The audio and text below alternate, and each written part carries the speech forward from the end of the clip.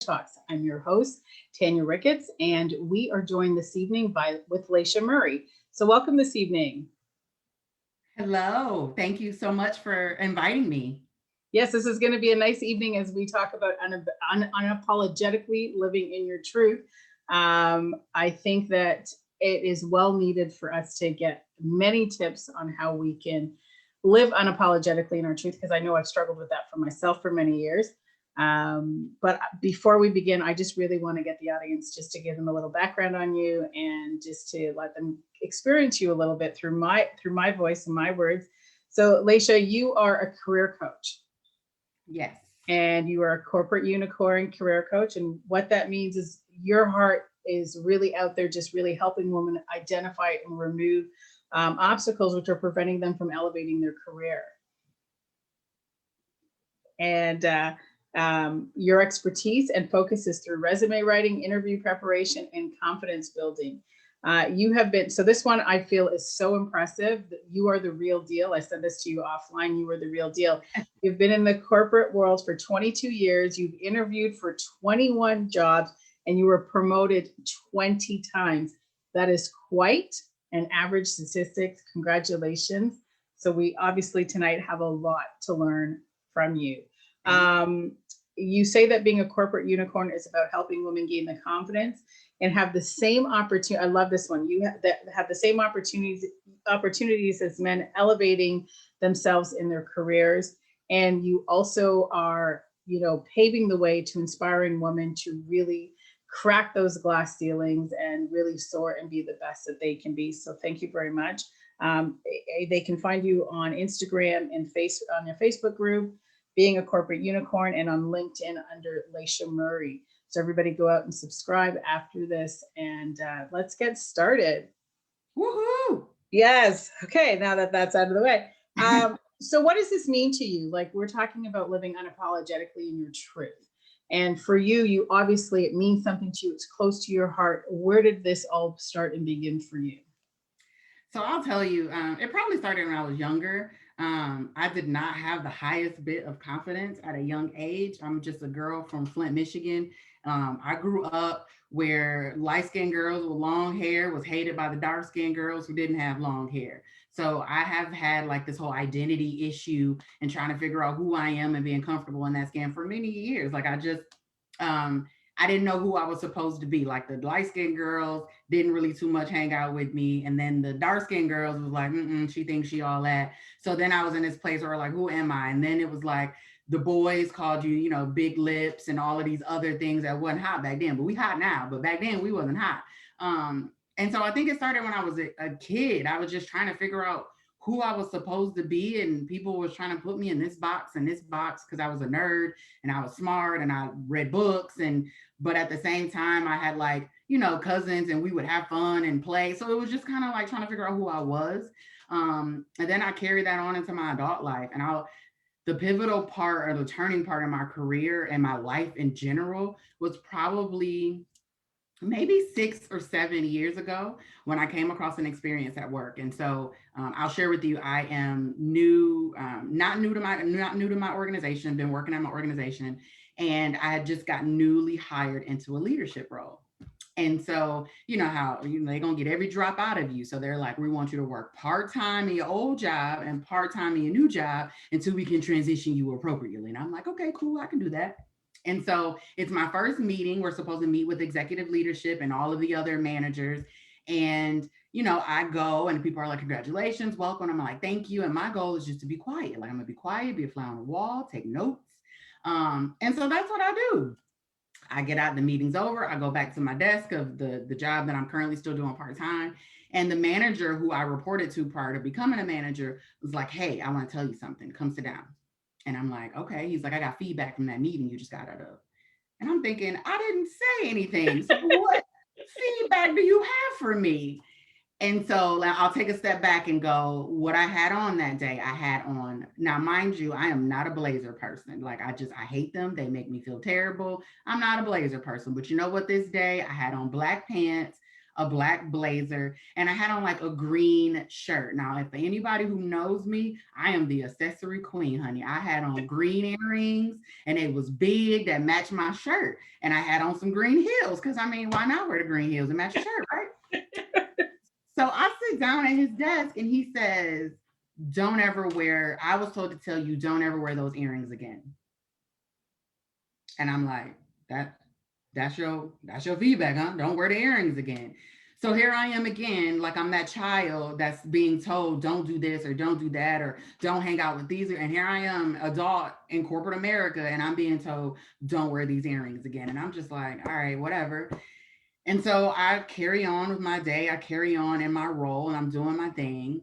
And part of the growth was having an opportunity to sit down with the leader and talk about what's your brand, what's your brand, what do people think of you.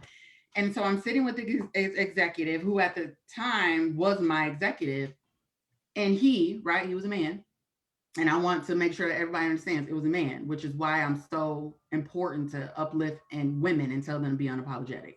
So he sits me down and he's like, I really need you to leave, Detroit, because Detroit was the last home before I moved to San Antonio. I really need you to leave Detroit in your rearview mirror.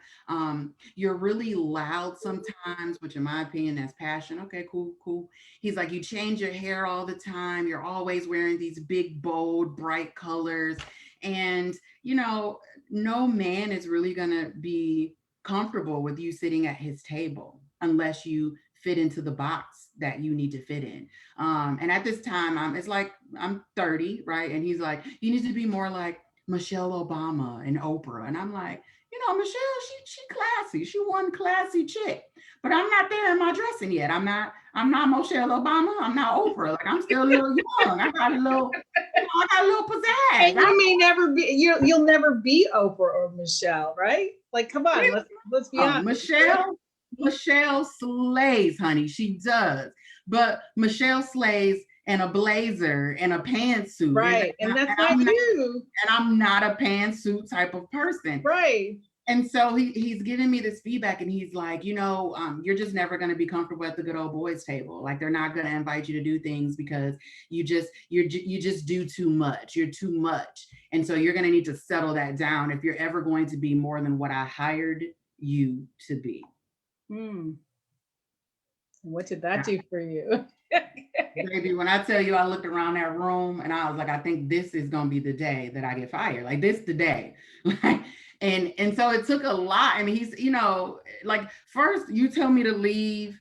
You didn't tell me just to leave Detroit in my rearview mirror. You told me to leave everything that I am, the culture, the people who raised me, like who I am. You're saying leave that in your rearview mirror. You're only going to be who I hired you to be and be more like these older ladies that, are not cookie cutter, but, just not who I am. Don't change your hair. So it sounds to me, it's like conform to a system, an ideology that they've created that you've now got to conform and become something totally that you're not. Amen. That's exactly what he was saying. Yeah. And so I digested that, right? And when he's like, do you have any feedback? I'm like, nope, I'm good to go. And I go home. And like, I literally, like, I cried for a couple of hours because all I heard him say was, who you are is not good enough if you want to be anything more. And it brought me back to when I was a kid and the little dark-skinned girls told me that I wasn't good enough because I was light-skinned with long hair, like I could control that. And so it was just one of those things where I didn't know what was next. And so I conformed. I did exactly what he told me to do. I wore little earrings, which I didn't own any of those. So I had to go get me some little earrings. I changed my hair like I changed my clothes. To me, hair is an accessory. So I ended up sticking with the same wig. I wore browns and dark colors because I didn't want to stand out. And I did what he told me to do. And I went into work every day, basically leaving Laisha in the car. Like I would leave Laisha in the car. And I would come into work being who he told me I needed to be in order to be accepted. And I was miserable. Like I still did my job. My work product didn't suffer. I was still like a badass, but it was like in this box that I needed to be in. And so luckily, I feel like I'm not breathing listening to the story. I mean, it was just it was not my best hour. And every day I would come home and I would be so miserable. It spilled over to who I was at home, because now I don't know who I'm supposed to be at work. And then at home is where I'm supposed to be free, but I'm still in this, I put myself in this box in both places. And it was really miserable. I was miserable for months. And then, to my benefit, I had a new leader came in, and it was a woman, which that's why I love women and I love inspiring women, because sometimes it takes another woman to tap you on your shoulder and say, hey sis, do you. And that's what she did. She sat down and she said, I was told that I had this boss on my team that had all of this energy, was full of life, everybody loved, and like was getting things done and removing obstacles. And that's not who I see sitting in front of me. So what happened? And it was really the first time that somebody took an opportunity to go, what happened? And so I told her, like, it was like diarrhea of the mouth. I'm like, let me tell you. Thank you so much for asking.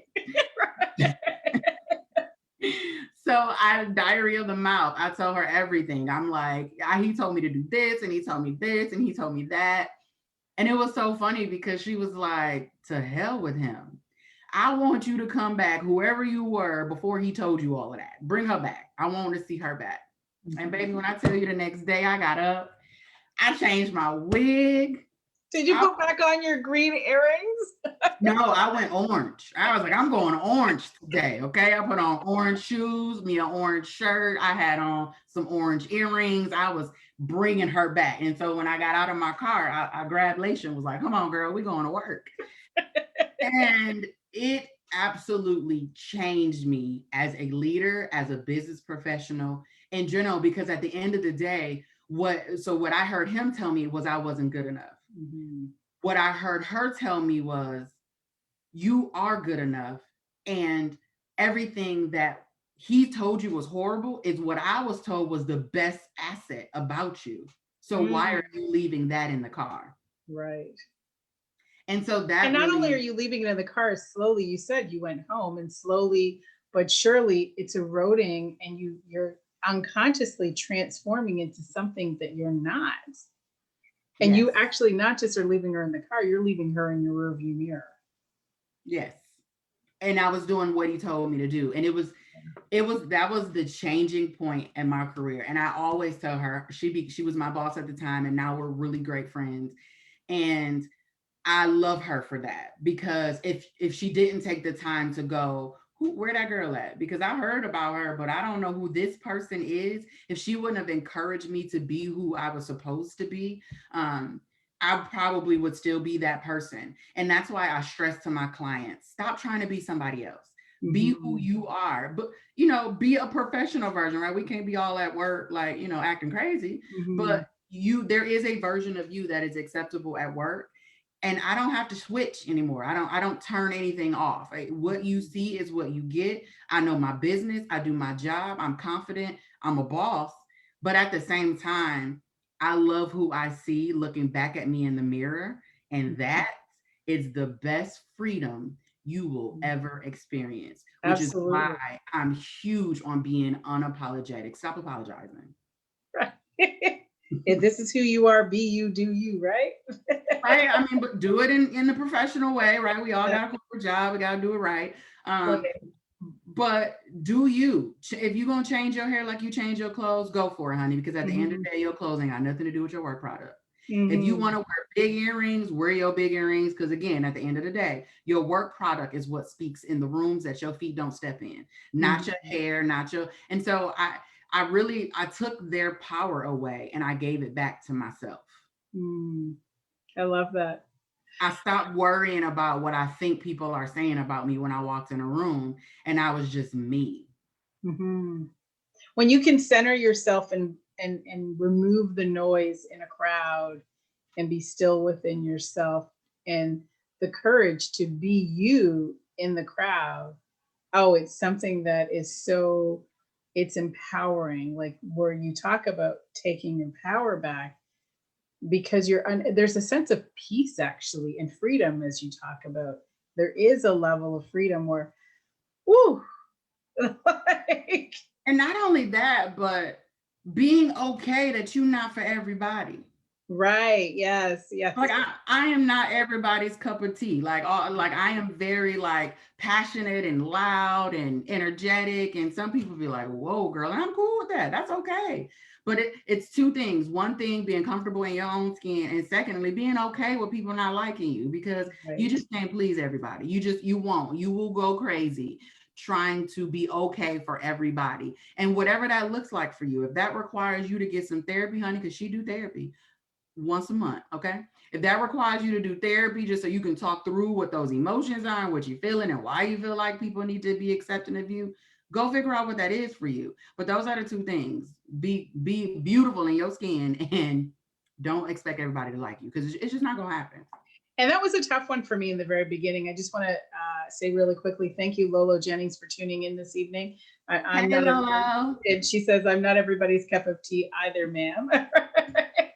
And it's so true. And it was a challenging concept, like yourself at 30, when you went through this moment of not being enough. And it was like, oh my gosh, like you're spending your whole life trying to please everybody, but losing yourself in the process. And then you dare to show up being you and realizing that not everybody's going to like who you are. Because I remember going through that and feeling devastated. But the thought of betraying myself by being miserable just to keep somebody happy wasn't going to happen. And Yeah, I think that I call it courage. It takes a very, and self-love, when you love yourself that much that you're going to press through those uncomfortable feelings to understand that I'm such a deeper person where somebody that doesn't accept you it's something in themselves they can't accept. But the amen. minute you accept yourself, it doesn't matter who you are, whether you're loud or quiet or timid. It doesn't matter. Once you can accept yourself, you are more likely to accept others. I tell people, I saw it somewhere and it's like my favorite mantra: self-love is not selfish. Yes. Yes. Like I just, at the end of the day, my job is to not make you like me. That isn't my job. My job is to be who I am through and through. I mean, with values, right? To be a passionate person and love others and treat others like they need to be treated and things of that nature. But at the same time, I don't have to do that and make sure that you like me. That's Right. your job. That's not my Right. job. My job isn't to make you like me. And I'm Right. okay if you don't. I'm okay with that. We don't have to be friends, honey. We can just be stalkers, because I know they watching, but it's okay. I always like to say I'm not that interesting. I want to take it a step back and just go to the Michelle Obama comment where they wanted you to conform and be like Lauren, Oprah, or Michelle, and I want to bring that up because even me doing a Tanya talks, people are like, oh, you're the next Oprah, and I said, if Oprah you're watching out there, listen. I respect you. I'm great, but I'm happy being Tanya. I don't want to be anybody else but me. And I think that when we can appreciate other people that have gone before us, but not want to be them, just be inspired by them, but find yourself through that, I think it's beautiful. Absolutely. Is Oprah inspiring? Yes. Is Michelle Obama inspiring? Absolutely. She is on the vision board every year consistently. But that doesn't mean I need to be her in order to Right. be me. Like I don't have to be Michelle Obama. I can aspire to be a version of who Michelle Obama presents herself to the world to be. But that doesn't mean that has to be my end all be all. Like I take bits and pieces from different people that inspire me, and then I conform that into who I aspire to be, right? But it doesn't mean so. It was really, it took me aback because I'm like, why are you comparing me to these? Like, is that your only reference point? These two black women, that's all you got? You don't know other black women that I could be other than them two? Okay, cool, cool. But why do I have to be them? Why can't I just be me? And it's so funny because fast forward many years later, I had a role that required this man to come to me to ask me for things and to get things done.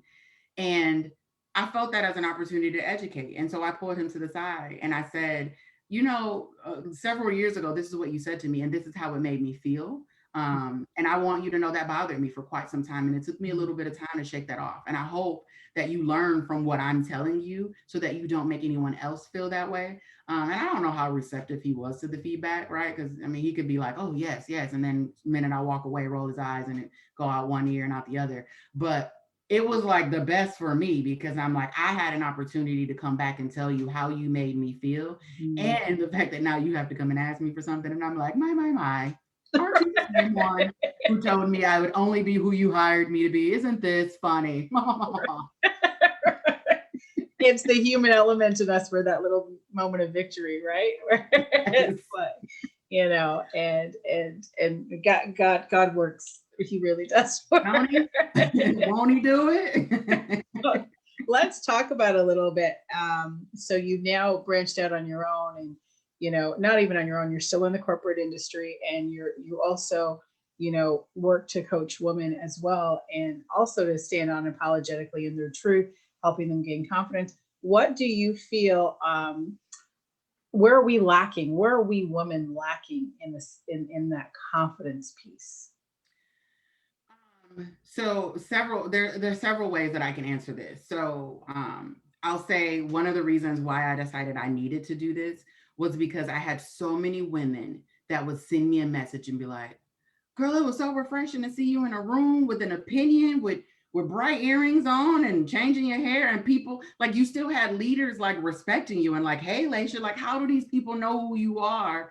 Even though you're not this cookie cutter person. And I tell people all the time, I'm a triangle. I don't fit in the boxes people try to put me in. I poke out of the sides. And I Right. feel like that's where we're the weakest in women. And it's because we conform. We conform because we think it's the only way that we can promote and move in our career because somebody along the way told us that's what we had to do. And we're afraid to break the norm. We're afraid to say, if not me, then who, right? Like for me, it was, if I don't do this, then who else can I inspire that's looking at me going, if she can do it, I can do it.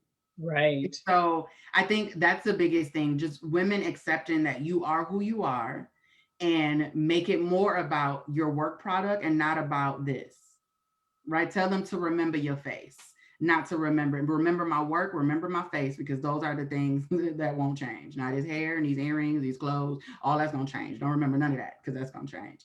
But I just feel like as women, we don't give ourselves enough credit. We shortchange ourselves. We always try to figure out a way to diminish our value. Mhm. Like for a prime example, I was working with a client and I was doing her resume because I rewrite resumes and do resume modifications. And she was a mom like for 15 years and she's starting to get back into the career field. And although she's been in the career field for four or so years, she was applying for a job and she's like, I really need to tailor my resume to the 4 years. And I'm like, but what about the 15 years when you served as somebody mama? Like, those are skills. And she's like, no, I don't think so. I mean, you can't really count that. And I'm like, how many PTAs was you involved in? Was there organization that was required? Is there strategy involved in gathering all these kids and putting together these events? Or do you coordinate? These are all transferable skills that we diminish in value because we just feel like, no. You're like, hand up, that's me. That's Well, me. I'm resonating with that because I was at home for 15 years with raising kids. And I called myself the CEO of my household because, I'm scheduling and dealing with different personalities. So when you're leading a team and you don't know what Conflict personalities, resolution 101, okay? right? So you've got personalities coming into your household. Every child is different. You're a wife, you're a friend, you've got teachers, you've got papers to go through, you've got deadlines to go through, all the paperwork that the school sends home for parents to read as homework on its own. And there's sick days, right? Like there's so many different moving parts to it, and you're forecasting and you're budgeting and you're like, what? Yes. I'm a CEO, right? But then when you transfer what you've done as CEO of your home into a job, for whatever reason, you start to diminish that value, right? You're like, oh Right. no, it doesn't kind of fit here. And I'm like, no, it fits. It Absolutely. absolutely fits. Let's talk It about. actually fits more because you're more resourceful and you're figuring things out in a more like, you're dealing with a budget, but you're still trying to make things happen in a very, in a productive way and move forward and move the ship forward. Oh, it's a rush actually. It's a lot of work. And so that's, or let's say like I have a lot of the college students, right, that are like, well, I don't really have any experience. And I'm like, well, you do. Like, what did you do in college? Any project management? Did you have a project that you had to present? How long was that project? And they're like, oh, that project was like, especially for a master's program or a doctorate program, that thesis was like a year and a half program. Well, you managed the program for a year and a half. And they're like, oh, I didn't even think about that. Okay, so what's the process that went into managing that project? What was the organization? Was there collaboration that was required? Did you have to create a strategic vision? And then did you have to build all of your priorities to get to the vision at the end? And they're like, oh. And so So that's what happened. everybody listening, I really need them to listen to you because it's so important. Well, it's just because it's so important that we understand what we've been doing our whole life and be able to communicate that. Because I think that that's the piece that you're filling the gap for, is being able to take all that information and communicate it and present it to the world that I am of value. I just haven't seen it yet. Absolutely. And then here's the thing. The second thing I'll say to that. So the first caveat is that we diminish our value. Right. Secondly, we do not take risks. Like we don't, like men will be like, I'm jumping off the cliff head first. I don't have a plan. I don't have nothing, but I know I can do it. So I'm doing it. Women will not take the risk. And I wouldn't say all women. Obviously, there's women out there taking risk every day, but that's where we fall short, where we play in a safe lane, right? We right here, like in the movie, we stay Why right. though? Why is this? And I think it's because we're afraid to fail. Hmm. Because so we're the like, so in my position, I'm a double minority. So I'm Black and I'm a woman. A lot of times in corporate America, they do not allow us to have the projects that if you fail, you fail hard. Like you have like the things they give us like HR and little roles like that where some of our failures aren't big company failures. And so when you constantly have these jobs and these roles and these people telling you, oh, we're going to give you this piece of the business where if you fail, it's not that big of a deal. It's not that visible. We can kind of cover it up.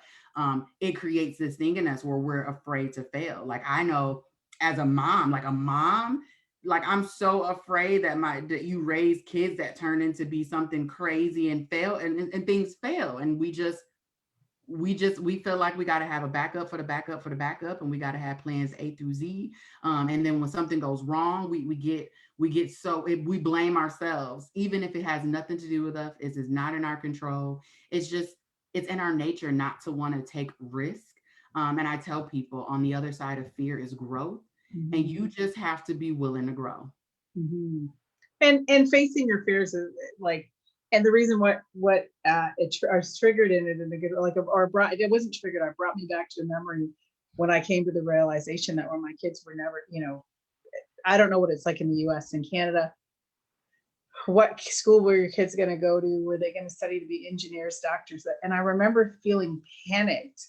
Like, what if my kid's not the one that makes the honor roll? What, that failure piece. Yes. And I remember thinking, I can't do this to my children, like at all. And I remember coming to terms with looking at the truth of who my kids are and understanding that that's not them. They don't want to be doctors, lawyers, engineers. And it took such a pressure. And when people heard me, and I remember being in a teacher interview with one of my kids, my daughter was struggling in an area. And I said, if she's a D student, then she's a D student. I said, if that's her best, I'm okay with it. I don't look at marks. I look at comprehension, and I focus on comprehension. And progression, right? I'm looking at the progression. And once that's happening, the marks will come into play. Like I just don't concern myself with it.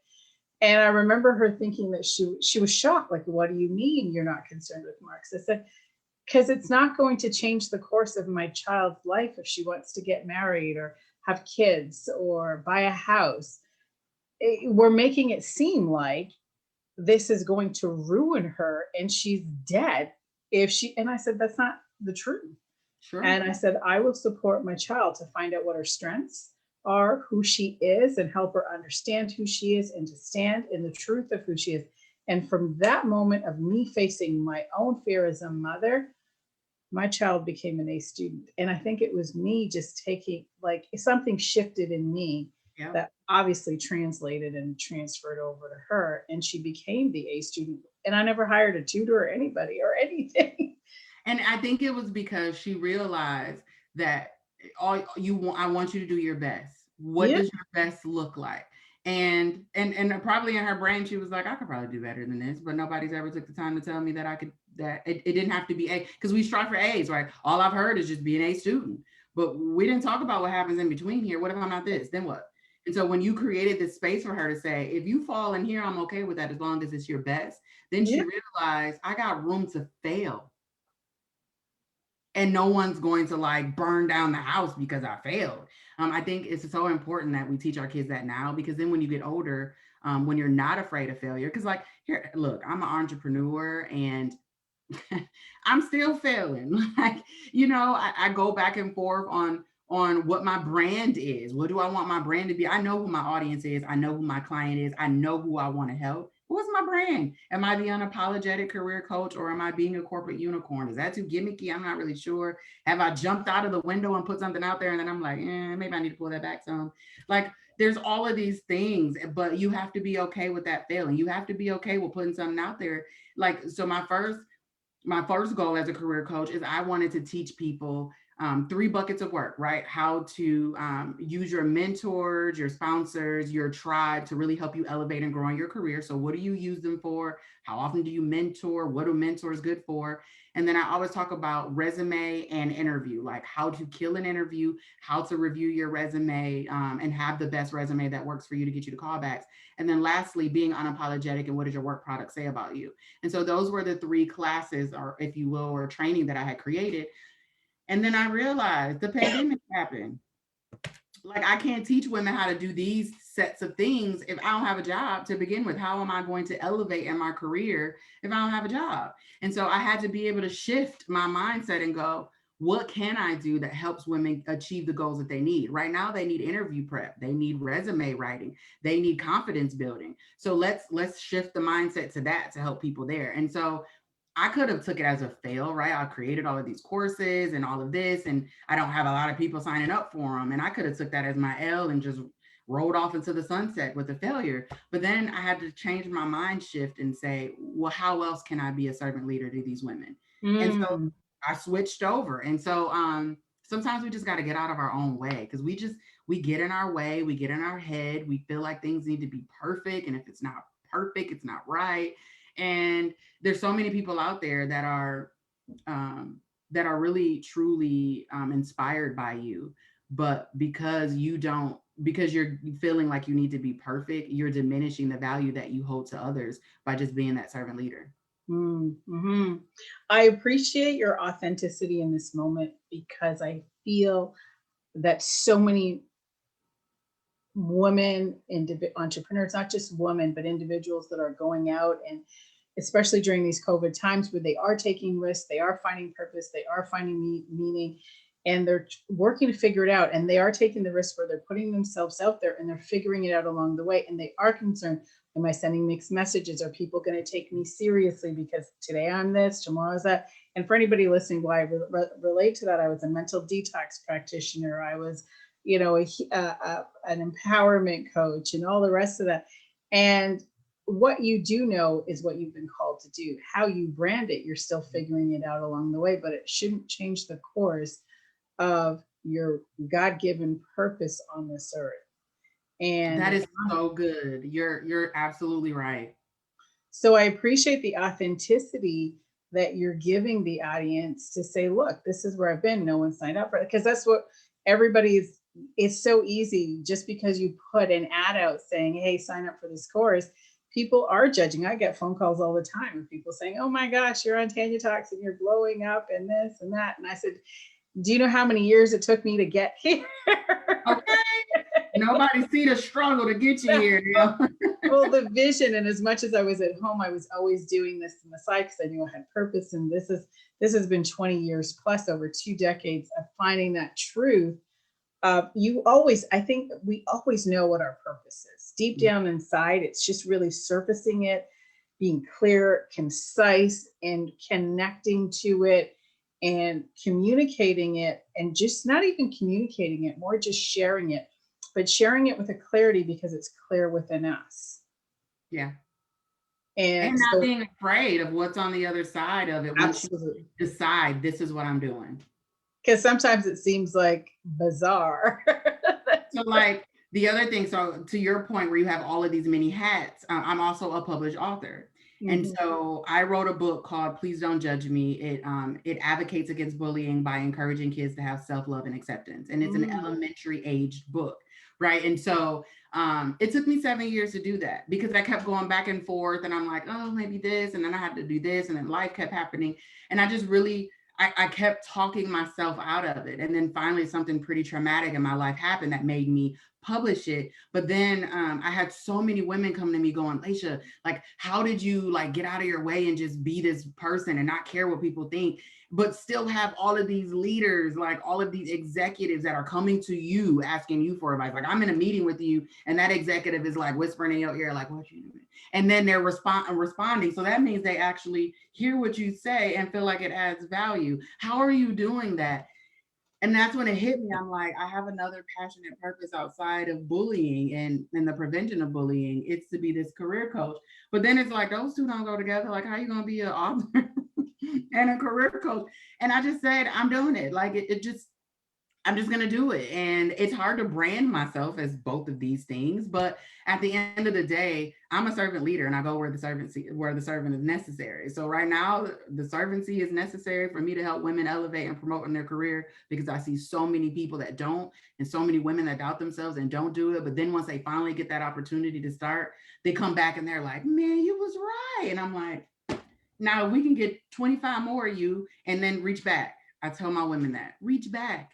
Don't get yourself up there and then you turn around and be like, nah, reach back, Right, pull some more people up because that's how we keep the funnel going. We keep right. pulling people up, we keep creating the confidence. And so you're so right. Like you just sometimes you're trying to figure out what your passionate purpose is. And if it pulls you in two different directions, then that's just who you are. And that's what you're going to be. And I love the way that you said, your focus is on being a servant leader.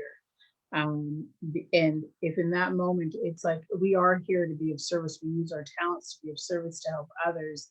And I love the way that you are present in the moment. If this is where my servant leadership is taking me to, you're open to it. And I feel that that openness to it, where you're just open to saying, okay, God, use me. All I know is that I'm born to serve, I'm born to lead, I have a voice. I obviously have been put in a leadership role to empower, to inspire, to help build and instill in individuals. And if it's through this book or if it's through coaching or wherever it takes me to, all your job is to do is to show up, and you're obviously Amen. doing it. I'm Right? just show up. What time did you say? I'm there. Like whatever what you need from me, that's what we're gonna do. I mean, because at the end of the day, like there's this saying, like, what is the dash in between your born date and your death date mean? Like what was the influence? What was the legacy that you left behind? And I tell my kids, I'm like, all you have is who you are, Mhm. and who you want to become. And I don't want my dash to mean nothing, that I was just this selfish, self-absorbed person that, didn't care about her community or other people. And I just let that guide me. And wherever that takes me is where I go. And if this week it's anti-bullying conversation, or if this week it's on a stage to talk about diversity and inclusion and being a double minority in corporate America, or if we're talking about being a career coach and how I can help you elevate in your career, like where I'm going. But I All right. almost feel that is your brand, that your core essence of the brand. And I want the audience to know that sometimes, we're looking for the title or the brand, but the brand is you and your heart, and that is your brand, is that you show up and meet people where they're at in the moment, so that you can do what you do best, is to build that confidence, to open them up to realize they are more than what they see themselves to be, that they are more of value. And that brand in it is your brand in itself. That is the core essence of who you are. You don't have to sell it. That's you. That's just it. This is you.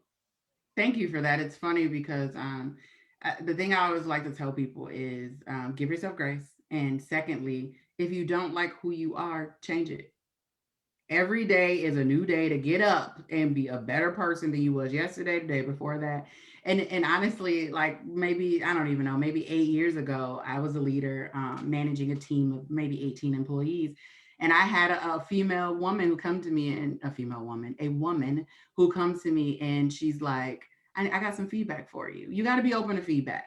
Mhm. And I'm like, all right, give it to me. And she's like, you need a little bit more frosting on your cake. And I was like, what? Well, what you trying to tell me? And she's like, you have to do a better job at meeting people where they are.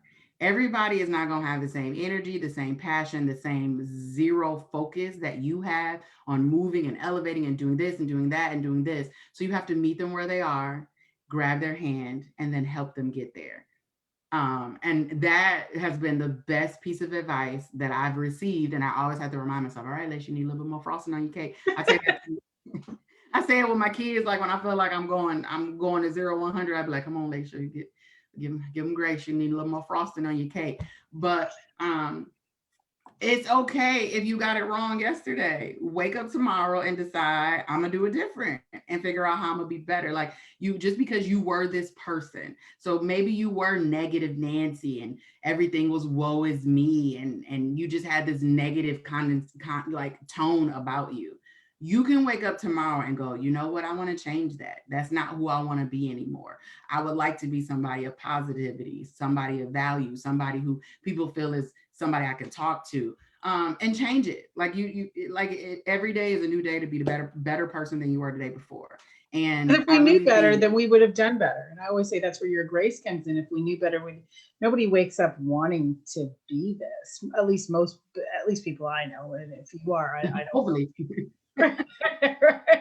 Nobody wakes up and says, but as we start to discover when things aren't working for us, and what when we stare in that mirror and we do face all aspects, the beauty, the ugly, all of the aspects of who we are, you are correct. We do have the ability to make that decision to change it. The challenge is, I find, is leaving that in your rearview mirror and mm-hmm. not looking back at it, but keeping focused on where you're going, not where you came from. And I Because you'll think spend your whole life beating yourself up for who you were. you will. Amen. And I think it's so important that you do a mental health check, right? Because this is mental health month. What does that look like for you? It's okay to have therapy. Like Mm-hmm. therapy changed my life. I have been in therapy for almost 3 years, and I was seeing my therapist every 2 weeks, and then she finally was like, "I think we're good. We can do them every month. We good for the month." I'm like, "Okay, fine." But it changed my life, and I'm okay with saying that out loud. Like it's not a secret. It's not something that I want to put in the closet so that nobody ever opens and knows.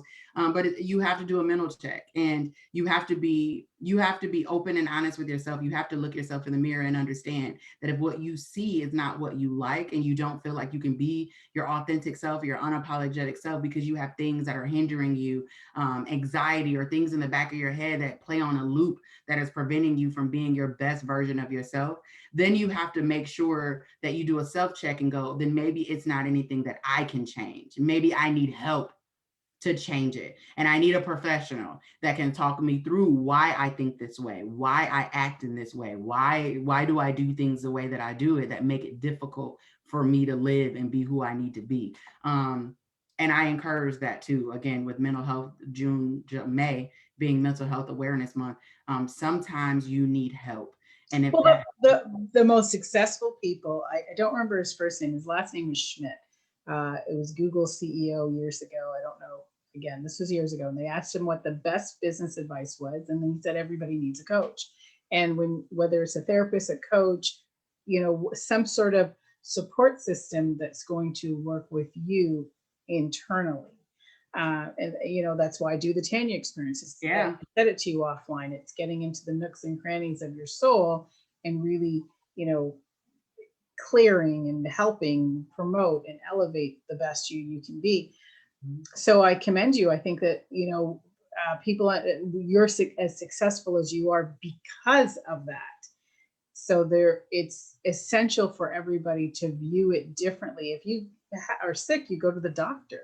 Right. So I say to people, if you're emotionally wounded or you're have a blockage will then go to the people that are going to help open that up, to heal it, to release it, whatever that is for you. And that's why you're successful, because you recognize, look, I'm not living my true potential.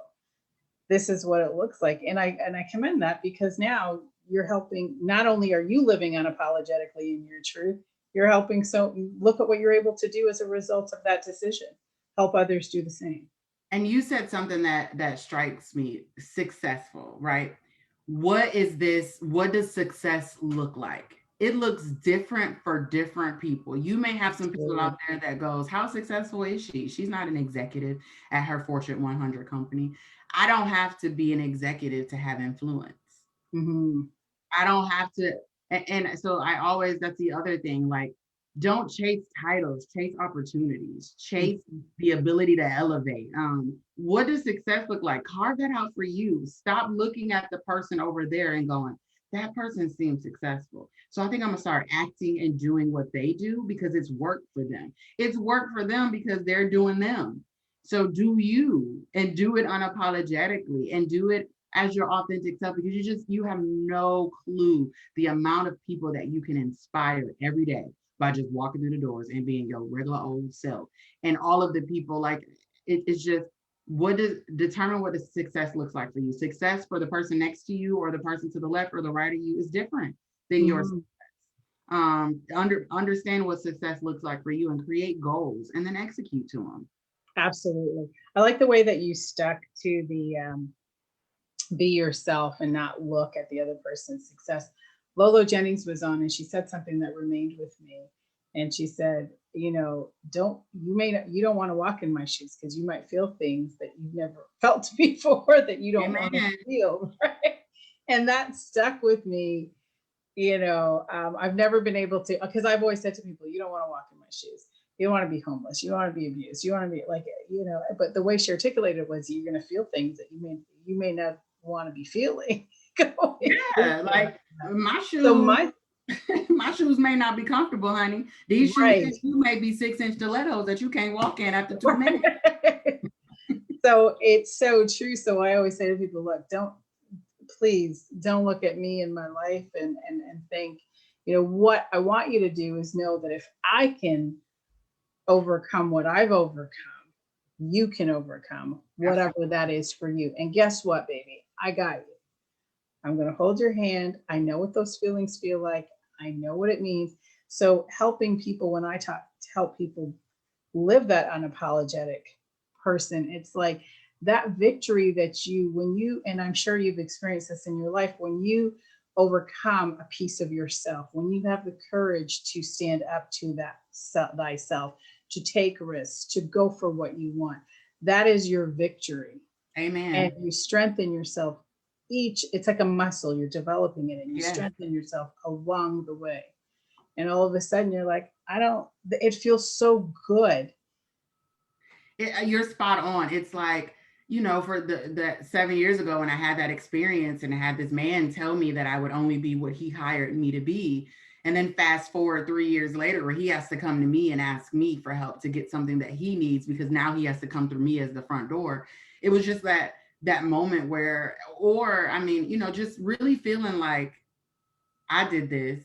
I'm steady moving and growing and promoting in my career, doing more than you ever destined for me to be.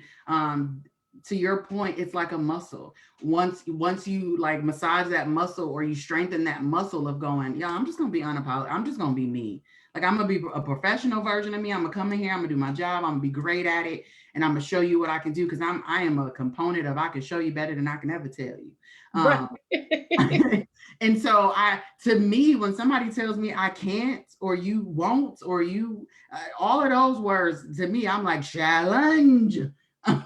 Right. It's like, once you get past the fear, once you get past the diminishing of your value, once you get past the questioning, the if or the when, or what's going to happen, and what if, and once you get past that and start massaging that memory muscle of saying, I can, I will, I can conquer, I'm a boss. To your point, it becomes that muscle that you start to remember when you start doubting yourself and you going down that rabbit hole of nonsense. that muscle kick back in and be like, no, come on back on up here, girl. We up here now. We ain't going back down here. Yeah. Absolutely. I love it. I'm going to encourage the audience, and it sounds as if you do what I'm about to say. I remember waking up after being somebody that was always like living in fear and always afraid, and what would be the consequences and what would people say? And I remember waking up one day thinking, I have one life to live. What do I have to lose if I go for it? So what? I might be embarrassed. And I don't even look at it as failure. I just look at it, the people I remember, we hear it over and over again. The people that are talking and criticizing or giving advice, certain people giving advice, they're the ones that aren't doing anything. They're too busy. There's the doers and the talkers. Too busy hating on you. Right. And I'm like, look, at least I'm putting myself out there to get it done. It's just amazing. But I remember, and I've never turned back, where what do I have to lose? I have nothing. So just do it. I got everything to gain. I remember I was a kid, and my aunt, and I live by these words today. And my mom always makes fun of me because she's like, she kind of created a monster. My mantra is, the only thing they can tell me is no. Right. I'm going to ask for everything. My husband always makes fun of me. Like, I'm the girl that's at the store buying coats and be like, can I get the gloves for free? I really just spent a lot on coats. Can you just give me the gloves for free? And my husband's like, did you just ask them that? And the guy was like, you know what? Here. And I'm like, see? Only thing they can tell you is no. You can live this entire world. And only thing they can tell you is no. If you are okay with hearing no, things will be so much more easier in this world. Right. But it's interesting because you got the gloves. So I got to say this because I'm into energy. Deep down in your spirit, you knew it would be a yes. I did. But you also resigned to the fact that if it's a no, it's a no. But guess what? I'm so open that the universe always says yes to me. God always says yes to me because I'm a child of God. I'm a child of this world. I'm a child of the universe. I'm putting out this energy, and hopefully it comes back to me twofold. Right. So you gonna give me them gloves? Oh, okay. Thank you so much. Right. So I'm like, so what I hear is you're open to receiving.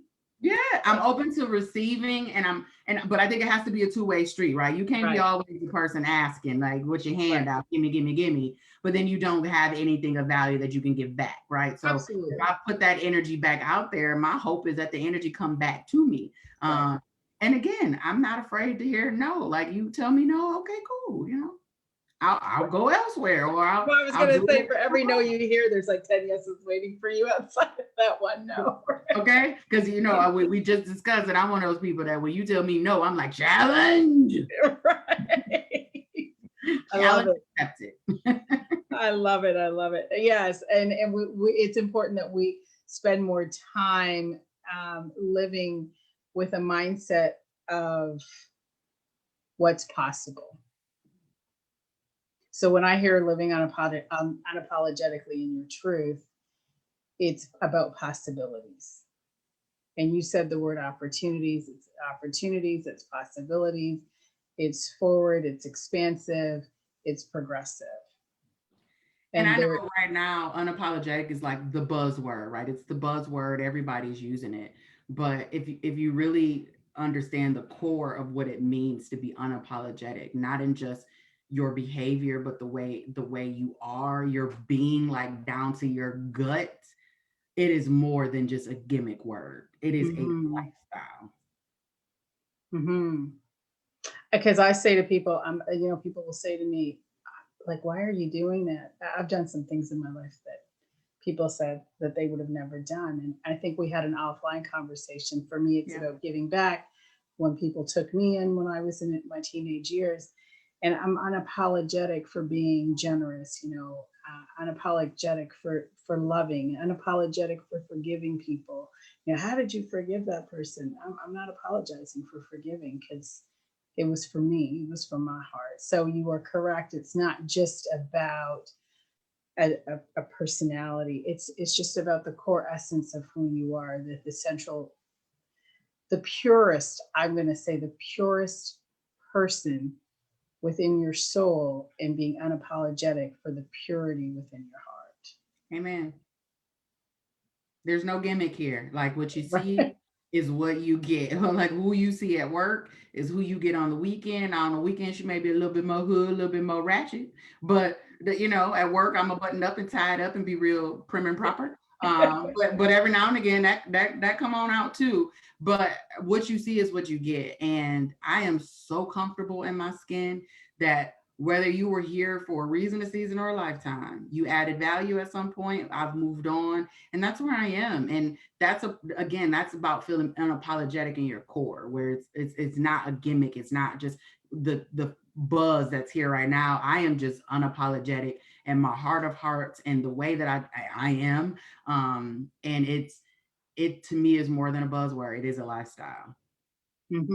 Absolutely. So I want the audience to know that when they're working with you, and they're, anybody watching that is looking not just for a career coach, because I think it's more than just a career coach, like your ability to actually just help somebody open themselves up and to become their own, I'm searching for my own words to articulate it in this interview, but I think it just goes deeper than that working with you. So anybody watching that resonates with you, please reach out to Laisha.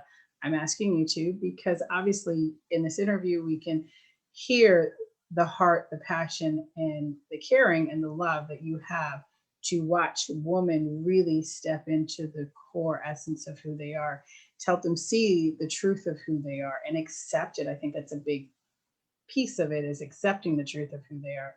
And the added bonus to it is you're going to help them write the resume. Amen. We're going to get a job, sis. Right. So we've got 4 minutes left in the show, and any last little nugget, tips, any advice, anything you like, 4 minutes of free platform to share your heart with the world, on how people can start living this truth. I would have to say the best feedback that I can give, or the advice that I could give, is love the person you see looking back at you in the mirror. Because if every day you look at yourself in the mirror and you start to lose who you are, you don't recognize who you are, you're not happy at the reflection that you see looking back at you, that means a change is imminent. And I can't even talk today, imminent. It is required that you do something different, that if you do not love who you see looking back at you in the mirror. And that is in anything. That is in your profession, that is in your relationships, that is in your marriage, that is with your children. Like if you feel like all you have is a shell of yourself, and when you look in the mirror, you don't know who that person is, you don't like her, you don't recognize her, you don't want to hang out with her, that means all of that you feel is what somebody else feels about you. And until you fix that, you'll never be healed. You'll be broken, and the energy that you'll give to somebody will be broken. And you can pretend for as long as you possibly can, but at some point you will break. And my therapist used to say, like, as women, we do all of these things for other people. But we don't listen to ourselves. We don't listen to our body. We don't pay attention to the signs. And then when you break and you can't do anything for anybody, then what? I think we need to rewind that. I'll let you say that all over again, because it was so good. I mean, really there's everybody has those analogies that you put your own face mask on. I mean, put your own mask on first for a reason and all of that. But honestly, you can give and give and give. But when you break, then what? But yeah, it is so true. And you say, really looking at yourself and being happy with who's looking back at you. And if you're not, and you're just in that shell and you're not living from your core and the truth, and you're not anchored in that, oh my gosh, like we need to just rewind that and just replay that. I mean, it's like, if you don't like her, there's many people that probably are saying the exact same thing. Right. And not liking, let's add to that, because when I think people can misunderstand the not liking, it could be the negative self-talk, it could be the doubts, the disbeliefs, the worry, the anxiety, all that stuff. And it's like, and you're not liking being that person that's living worried all the time or anxious all the time. Like if you're not liking angry. that, Right. Then like, so, you know, that's a whole other segment that we'll have to have you on for. I'm here, girl. I'm here for it. Yeah, yeah. So thank you for joining us this evening. Thank you guys for tuning in. I just want to remind everybody that they can find you on Instagram and on your Facebook group, Being a Corporate Unicorn. You're on LinkedIn under Laisha Murray. I have to say this again, guys. Like, Laisha Murray is the real deal. Like, when you look at somebody that's been 22 years in the corporate industry, interviewed for 21 jobs, so definitely decorated experience, and having to, somebody that's interviewed for 21 jobs in the corporate world has had to do a lot of digging, a lot of soul searching to come up every single time and really face who, Laisha, you are, in order to find your value, to even have the courage to go through that, and promoted 20 times. So to be open enough to saying, that's mine, I'm going for it, I got it. That's who I want on my team to help elevate my game. So you guys reach out to Laisha if you're ready to take your career to the next level, or if you just, not even about your career, but just to work personally one-on-one, please, guys, I'm asking you to go ahead and follow her and reach out to her. Join us tomorrow. We will have Gina Hatzitz on with Too Much Woman and Teresa Simpatico, where we will be talking about developing the self-trust muscle. This will be a segue from today. I think it's a good segue from today's show into tomorrow's show. So join us again tomorrow at 7 o'clock. Also remember to like and subscribe, Tanya Talks 4. And lastly, if you are looking to take your life to the next level, please visit thetanyaexperience.com. All right, everybody. Thank you for tuning in. Laisha, thank you for joining us. Thank you so much. And bye, have everybody. yes, good night. Good night.